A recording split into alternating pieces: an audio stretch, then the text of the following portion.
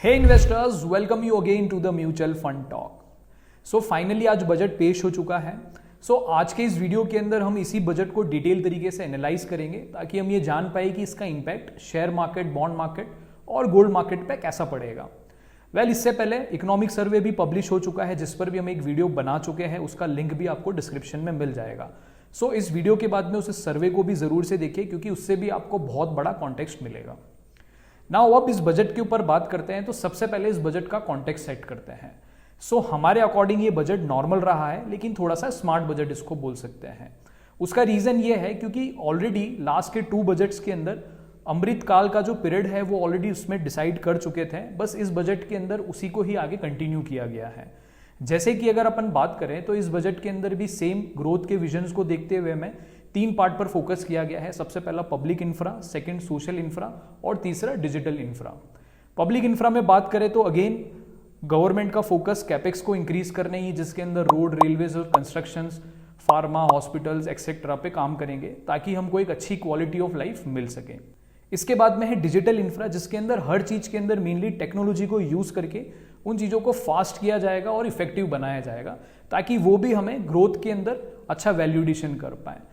And last basically social infra जिसके अंदर mainly youth और वुमेन वर्कफोर्स पार्टिसिपेशन को इंक्रीज करने के लिए उनकी एजुकेशन, ट्रेनिंग, इंटर्नशिप पर फोकस किया गया है ताकि एज अ लेबर इंटेंसिव वो हमारी जीडीपी के अंदर कंट्रीब्यूट कर पाए। नाउ आगे इस वीडियो के अंदर हम लोग 4 पार्ट पे डिस्कस करेंगे। सबसे पहला गवर्नमेंट का फाइनेंशियल परफॉर्मेंस यानी फिस्कल डेफिसिट, दूसरा इनकम टैक्स के चेंजेस, तीसरा देखेंगे कि कौन से की अनाउंसमेंट इस बजट के अंदर किए गए हैं, और फोर्थ सबसे इंपॉर्टेंट इस बजट का मार्केट के ऊपर कैसा इंपैक्ट पड़ेगा।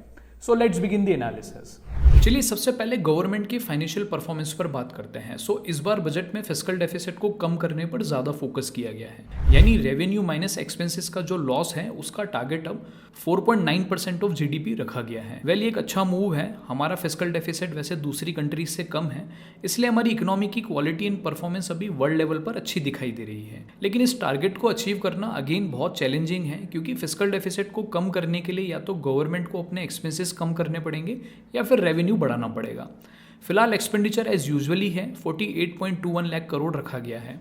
एक्सपेंडिचर का एलोकेशन भी प्रॉपर है, हाई ग्रोथ एरियाज में ही है, और जीडीपी में अभी फिलहाल ग्रोथ भी गवर्नमेंट कैपेक्स से ही आ रही है। रेवेन्यू साइड में डायरेक्ट एंड इनडायरेक्ट टैक्सेस का कलेक्शन जरूर बढ़ा है लेकिन गवर्नमेंट अपने पीएसयू को डाइवेस्ट करने में फेल रही है।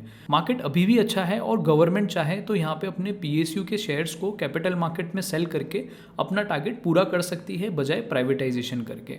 ओवरऑल ये लो फिस्कल डेफिसिट का प्लान अच्छा है पर इतनी क्लैरिटी नहीं है कि ये कैसे पूरा होगा। नेक्स्ट अब इनकम टैक्स चेंजेस पर बात करते हैं जिसमें इस बार बहुत बड़े अनाउंसमेंट हुए हैं। Equity and equity mutual funds पर शॉर्ट टर्म कैपिटल गेन होने पर टैक्स 15% से 20% कर दिया गया है, यानी 1 साल से पहले बेचने पर 5% से ज़्यादा टैक्स देना पड़ेगा। और अगर लॉन्ग टर्म कैपिटल गेन होता है यानी 1 साल बाद सेल करते हैं तो इसमें भी टैक्स 10% से 12.5% बढ़ा दिया गया है। बस सिर्फ एक राहत मिली है कि पहले long term capital gain tax 1 lakh से ज़्यादा गेन पर लगता था, वो अब लिमिट 1.25 लाख हो गई है।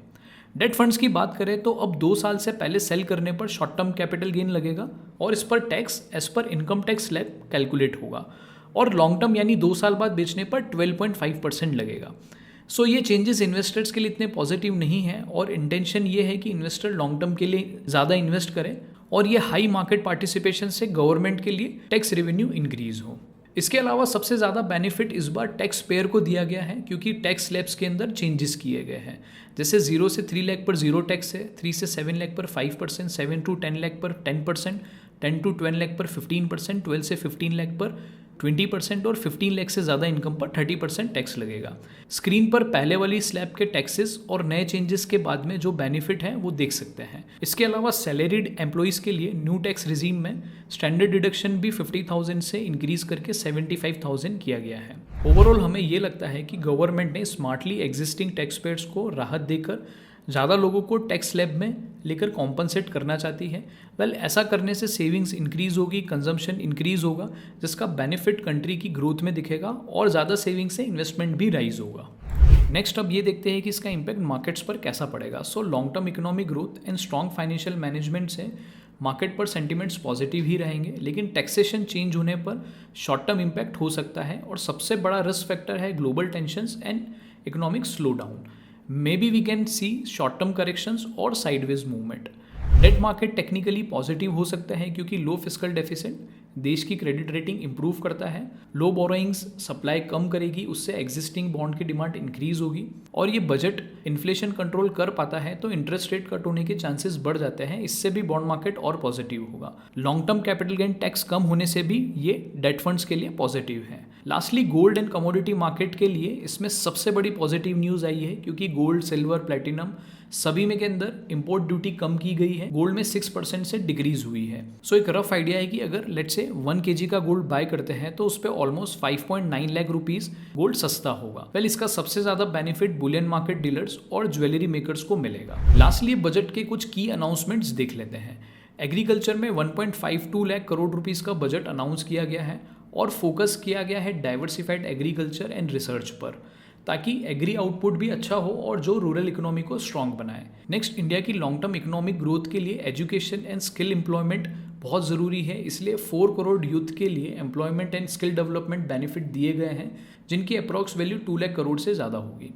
मैन्युफैक्चरिंग को बूस्ट करने के लिए भी एमएसएमई को क्रेडिट गारंटी एंड मुद्रा लोन जैसे बेनिफिट्स इंक्रीज किए गए हैं। इंडिया का प्रोडक्शन एंड कंजम्पशन इंक्रीज करने के लिए बहुत से प्रोडक्ट एंड रॉ मटेरियल पर कस्टम ड्यूटी को कम किया गया है, जैसे कि mobile phone and accessories, solar related machineries etcetera. So guys, overall economic point of view से ये बजट अच्छा दिखाई देता है, लेकिन इन्वेस्टर्स के लिए टैक्सेस हाई होने से उनके लिए ये नेगेटिव ज़रूर रहा है। सो ये था हमारा एक शॉर्ट एनालिसिस ऑन बजट। अब मिलते हैं जल्दी नेक्स्ट वीडियो में। धन्यवाद।